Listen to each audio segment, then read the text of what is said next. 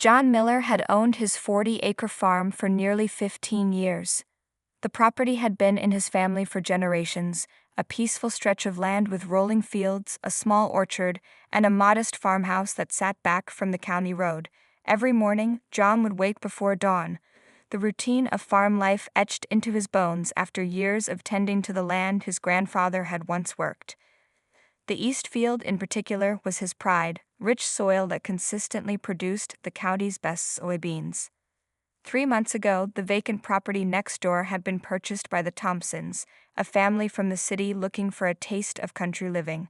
Greg Thompson was a marketing executive who had decided that country air would be good for his wife and 3 children after years in their downtown condo. At first, John welcomed them with a basket of fresh produce and an offer to help with any questions about rural life. Greg had seemed appreciative, though somewhat dismissive when John offered advice about maintaining their long gravel driveway during the rainy season. "We've got a contractor handling all that," Greg had said with a wave of his hand. "Apparently it needs some work, but nothing a bit of money can't fix." John had nodded, knowing from experience that rural infrastructure required consistent maintenance rather than occasional expensive interventions. He kept the thought to himself, wanting to start their neighborly relationship on good terms. The trouble began on a rainy Tuesday afternoon in early April, just as John was finishing his daily equipment check in the barn. Through the steady drumming of rain on the metal roof, he heard the distinctive sound of tires struggling through mud. Peering through the barn door, he noticed a shiny black Cadillac Escalade parked on the edge of his east field, right where he had recently prepared the soil for planting. Concerned that someone might be in trouble, John pulled on his rain jacket and trudged across the soggy ground. Muddy water splashed above his work boots as he made his way to the vehicle.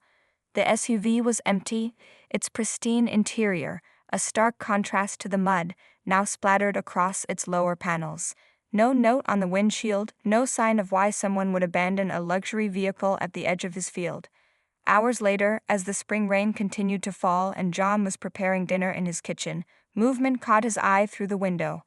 A figure in what appeared to be an expensive raincoat was cutting diagonally across his property toward the county road. John recognized his new neighbor immediately. Pulling on his boots once more, John stepped onto his porch and called out, "Evening, Greg. Everything all right?" Greg Thompson turned, seemingly surprised to be addressed. "Oh, John, yes, everything's fine." John walked down to meet him at the edge of the gravel driveway. "Noticed your SUV parked by my field earlier. Car trouble?" Greg laughed lightly, running a hand through his damp hair. No trouble. The contractor hasn't finished with our driveway yet, and it turned into a mud pit with this rain. Couldn't risk getting the Escalade stuck, so I just parked it on the flat area by the road." He gestured vaguely toward John's field. "Hope you don't mind, it's just until the rain stops."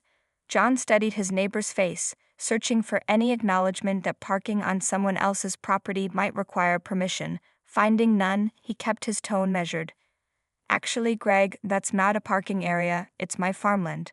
I just prepared that soil for planting and vehicles compact the ground, which isn't good for crops." He pointed toward the county road. "The shoulder along the road is public. That would be a better spot if your driveway isn't passable." Greg's expression flickered with momentary annoyance before he forced a smile. "Right, of course. My mistake. I'll move it this evening once I get my wife to pick me up." He glanced at his watch. "I'm actually running late for a video call. We'll get that Escalade off your precious dirt right away." As Greg hurried away toward the road, John stood in the rain for a moment longer. Something in his neighbor's dismissive tone gave him pause. He hoped this wouldn't become a pattern, but 15 years of country living had taught him that not everyone who moved to rural areas truly respected the land or those who worked it. Over the next few weeks, the spring rains continued intermittently, and John was dismayed to find Greg's Escalade parked on his land with increasing frequency. By early May, John had managed to plant his east field during a 3-day stretch of dry weather, the neat rows of emerging soybean seedlings a testament to decades of family knowledge about the land. On a misty Monday morning, John spotted the now familiar black SUV once again at the field's edge. This marked the 6th time in 3 weeks. With a weary sigh, he made the now familiar trek across his property. This time he left a handwritten note under the windshield wiper. Please respect private property. This is farmland, not a parking area. John Miller. That afternoon, Greg appeared at John's door, note in hand, his expression a practiced blend of apology and dismissal. "Sorry about this, John," he said, waving the note. "The contractor says our driveway needs more extensive work than we thought. Something about improper drainage." He leaned against the porch railing. "It'll be another couple of weeks before it's finished." John crossed his arms. "I understand having driveway troubles, Greg, but that doesn't mean my land becomes your parking lot. The county road has a wide shoulder you could use temporarily." "That's nearly a quarter-mile walk to my house," Greg countered, his smile tightening. "And the road gets busy. It seems excessive when there's all this open space right here." He gestured expansively toward John's field. "It's not open space, it's actively farmed land," John explained, trying to keep his frustration in check. "I've just planted that field. Every time you drive or park on it, you're damaging my crops." Right, Greg said, straightening up. "I'll try to be more careful. Maybe just stick to the very edge where nothing's growing yet." 2 days later, John was checking the irrigation system when he discovered fresh tire tracks cutting diagonally through his field, a shortcut that had crushed dozens of seedling rows. Following the tracks, he found not only Greg's Escalade but also his wife's Mercedes parked near the property boundary. John photographed the damage with his phone before walking to the Thompsons' house. When Greg answered the door, John showed him the pictures. "Look, I'm running a business here, not a parking lot. Those seedlings represent my livelihood." Greg squinted at the phone. "I don't see what the big deal is. It's just a few plants and we're in a bind with our driveway situation. Between neighbors, can't you cut us some slack? It's not like you're using every inch of that land." "Every inch of that land is producing crops that I sell," John said, his patience wearing thin. "This isn't about being neighborly, it's about respecting private property and someone else's business." Greg's expression hardened. "Fine, we'll figure something out." But that evening, as John was finishing his dinner, the rumble of motorcycles drew him to his window. Greg's 17-year-old son Tyler and 3 friends were riding their dirt bikes along the edge of the property, performing jumps over a small drainage ditch and creating deep ruts in the soft earth. When John walked out to speak with them, Tyler revved his engine. "Dad said we could ride here since you guys worked it out," he called over the noise. "Your father and I didn't work anything out," John replied firmly. "This is private property, not a motocross track." Tyler shrugged. "Whatever, man, it's just dirt." He gunned the engine and sped away, his friends following as they cut across the corner of the soybean field. As John watched them go, he realized the situation had moved beyond simple misunderstanding. The Thompsons weren't just being careless, they were being deliberately disrespectful. Something would have to be done, and soon, before the damage to his farm became irreparable. By late May, John decided a more formal approach was necessary. After consulting with Bill Harper, a fellow farmer who served on the county agricultural board, he drafted a polite but firm letter. He spent an evening at his kitchen table carefully choosing his words, wanting to be clear without being hostile. "As we've discussed several times," John wrote, "I cannot permit unauthorized use of my farmland for parking, recreation, or access. The recent damage to my soybean crop represents not only current loss but potentially reduced yield at harvest. I value good relations with neighbors, but must insist that all vehicles remain off my property effective immediately." The next morning, John printed the letter, placed it in an envelope with Thompson family written on the front, and hand-delivered it to their mailbox. 2 days passed with no response. On the 3rd day, John spotted Greg in his yard and decided to follow up in person. "Did you receive my letter?" John asked after exchanging pleasantries. "I did," Greg replied, leaning on a rake he'd been using to spread mulch. "Seemed a bit formal for neighbors, don't you think?" John maintained his composure. "I wanted to be clear about the situation. Those tire tracks through my field damaged nearly an acre of soybeans. At current market prices, that's over $400 in potential lost revenue." Greg's eyebrows rose. "That much for some beans? Look, I'm sorry if we've been inconsiderate. I didn't realize farming was so precise. In the city, if someone parks in front of your house, you just deal with it." "This isn't about parking in front of my house," John explained patiently. It's about driving and parking on actively cultivated farmland. It's my business, not just my yard. Greg nodded thoughtfully. I get it. Message received. He extended his hand. No hard feelings, I hope. Our driveway should be finished next week anyway. John shook his hand, cautiously optimistic. None at all. I appreciate your understanding. For the next week, John was pleased to see no vehicles on his property. The Thompsons seemed to have taken his concerns seriously at last. He even waved to Greg's wife, Diane, when he passed her at the local hardware store, receiving a friendly smile in return. That Saturday, however, John noticed increased activity at the Thompson property. Cars began arriving around noon, and music drifted across the fields. By mid-afternoon, John was working in his garden when he heard engines near his property line.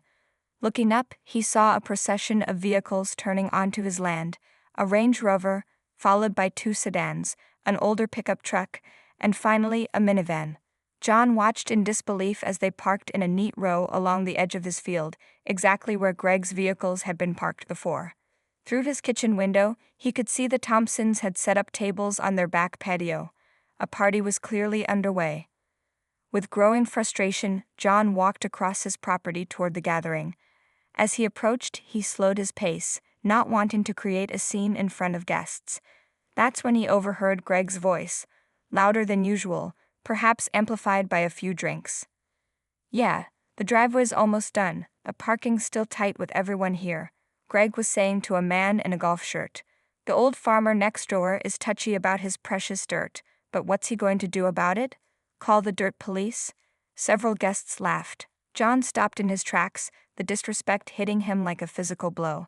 Not only had Greg gone back on his word, but he was openly mocking John's livelihood to his friends. In that moment, John realized that polite requests and neighborly conversations weren't going to resolve this situation.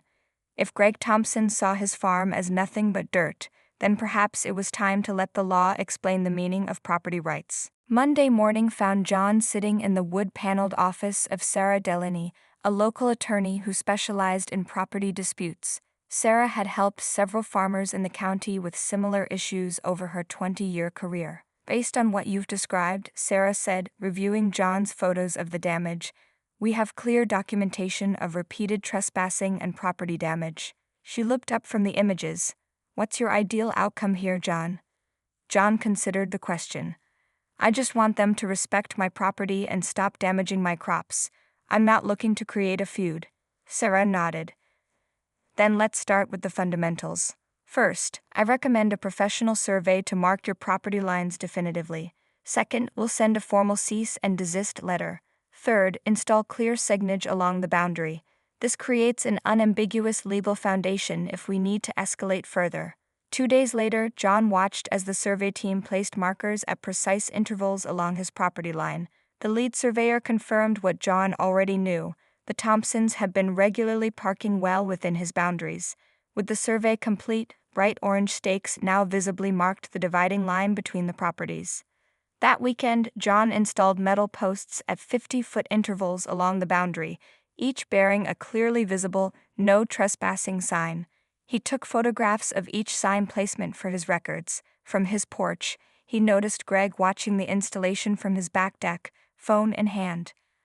On Tuesday, Sarah's certified cease and desist letter arrived at the Thompson residence. The letter meticulously detailed the repeated trespassing incidents, included photographic evidence of the property damage, cited relevant state laws regarding trespassing and property rights, and demanded immediate compliance. John was pruning apple trees in his orchard that evening when he heard someone approaching. Greg was striding across the lawn, waving the letter, his face flushed with anger. What the hell is this? Greg demanded, thrusting the letter toward John. You're sixing lawyers on me now? Over some tire tracks? John calmly set down his pruning shears. I tried handling this neighbor to neighbor, Greg, multiple times. You agreed to stop, then went right back to using my land, and even mocked me to your friends. I was just blowing off steam, Greg protested. You can't take a joke. This is how neighbors act where you come from. With lawyers and threats? This isn't about jokes or where I come from, John replied evenly. It's about respecting private property. I've asked politely, I've explained the damage you're causing, and I've been ignored. What would you have done in my position? Greg's jaw tightened. In the city, we don't run crying to lawyers over every little thing. We work it out like adults. I tried working it out, John reminded him. You agreed to stop, then had your friends park on my field during your party. Your son and his friends tore up my soil with their motorcycles. That's not working it out. That's taking advantage. Greg stepped closer, his voice dropping. You know, I've got friends in the county assessor's office. Maybe it's time for them to take a closer look at how your property is zoned and taxed. Bet they'd find some interesting discrepancies. John felt a chill at the implied threat but kept his expression neutral. Are you threatening me with a tax audit because I asked you to respect property lines? I'm just saying people who make enemies with the wrong people tend to regret it, Greg replied, turning to leave. He paused at the property line, now clearly marked with stakes and signs. This isn't over, Miller. You're making a big mistake picking this fight. As Greg stormed back to his house, John remained among his apple trees, contemplating how quickly a simple boundary dispute had escalated to threats. He'd hoped the legal warning would bring clarity, but instead, it seemed to have provoked something darker in his neighbor. John realized that Greg Thompson wasn't just entitled, he was vindictive. John rose with the sun as he did every morning, his routine unchanged despite the tension with his neighbor. After starting a pot of coffee, he stepped onto his front porch to check the weather. That's when he noticed something unusual at the edge of his east field. John grabbed his binoculars from the hook by the door and focused on the disturbance. His stomach tightened. Not only was Greg's black Escalade parked well inside his property line, but beside it sat a 22-foot boat on a trailer. Tire tracks cut a wide path through his soybean field, crushing dozens of rows of young plants. But what made John's blood run cold was the crude wooden sign hammered into his soil. Tahum Tasan Parkenji painted in bold red letters. This wasn't negligence or convenience, it was deliberate retaliation. John documented everything with his phone, taking photos from multiple angles to capture the full extent of the damage. He then called the county sheriff's department, carefully explaining the situation and the history of the dispute. I've tried to handle this neighborly, but this is blatant trespassing and property damage, John explained. Deputy Mark Collins arrived 45 minutes later. An officer with 20 years of experience in the rural county, he'd known John since taking over the family farm after his father's passing. This is quite the display, Deputy Collins remarked, surveying the vehicles and sign. Let's talk to your neighbor. When they knocked at the Thompsons' door, Greg answered wearing tennis clothes, racket in hand. His momentary surprise at seeing the deputy quickly transformed into practiced confidence. What seems to be the problem, officer? He asked, stepping onto his porch. Mr. Thompson, your vehicles are parked on private property, Deputy Collins explained. Mr. Miller has asked repeatedly that you not park on his land, and now there's significant crop damage. Greg laughed dismissively. There's clearly been a misunderstanding. John and I have an arrangement about using that strip of land. It's practically an easement at this point. An easement would be documented, Deputy Collins noted. Do you have any written agreement? It's an informal understanding between neighbors, Greg insisted. Ask anyone around here. Farmers help each other out all the time. I've lived here my entire life, Mr. Thompson, John said quietly. There's never been any arrangement. I've asked you repeatedly not to park there, sent a formal letter, and had the property surveyed and marked. The deputy nodded. I can see the survey stakes and no trespassing signs from here, Mr. Thompson. Those vehicles need to be moved immediately, and that sign removed from Mr. Miller's property. Greg's demeanor shifted, his smile fading. This is ridiculous. I've invested a small fortune in this property, and I'm being harassed over a few feet of dirt. Do you know who I am? I've got connections with the county commissioner's office. Your connections aren't relevant to this situation, Deputy Collins replied evenly. What is relevant is that you're trespassing on private property after repeated warnings. This is clearly favoritism, Greg snapped, gesturing at John. The local good old boys sticking together against the outsider. Is that how law enforcement works out here? Deputy Collins removed his sunglasses. Sir, I'm going to ask you once more to move those vehicles and remove that sign. If you refuse, I'll have to issue citations for criminal trespassing and property damage. Your choice. This is unbelievable, Greg fumed but stormed toward his garage. Fine, I'll move them. But this isn't over. As Greg drove away to retrieve his vehicles, Deputy Collins quietly completed paperwork on his clipboard. He's still getting citations, he informed John. His behavior crossed the line from civil dispute to criminal offense when he deliberately damaged crops and posted that sign. The prosecutor will decide whether to pursue charges, but I'm documenting everything. John watched as Greg roughly yanked the Thompson parking sign from the soil, throwing it into the boat before towing it off his property, leaving deep ruts in the already damaged field. 2 days after the incident with the boat, John received a call from Sarah Delaney. The attorney's voice carried a note of urgency. John, I've reviewed Deputy Collins' report. Given the deliberate nature of the damage and the clear pattern of trespassing after formal warning, we have grounds for both criminal charges and a civil lawsuit. I recommend we pursue a temporary restraining order immediately and file for damages. John sighed, looking out his kitchen window at the damaged soybean field. I never wanted it to come to this, Sarah. I understand, she replied, but sometimes establishing clear boundaries is the kindest thing you can do for everyone involved. The following week, John sat in the county courthouse as Judge Eleanor Martinez reviewed the case. The Thompsons had hired Barrett Wilson, an expensive attorney from the city, but even he seemed frustrated by his client's behavior. Your Honor, Sarah argued, presenting the extensive documentation John had gathered, we have photographic evidence of multiple trespassing incidents over a 3-month period, documented crop damage exceeding $2,800 at current market values, and clear evidence that Mr. Thompson's actions were retaliatory after receiving legal notice. Judge Martinez studied the evidence carefully, particularly the photos of the Thompson parking sign driven into John's field. Mr. Wilson, how does your client explain the sign? She asked. The attorney cleared his throat. My client acknowledges a lapse in judgment during a moment of frustration, Your Honor. A lapse in judgment, the judge repeated, raising an eyebrow. Mr. Thompson, I understand you're new to rural life, but I'm troubled by your apparent disregard for your neighbor's property rights and livelihood.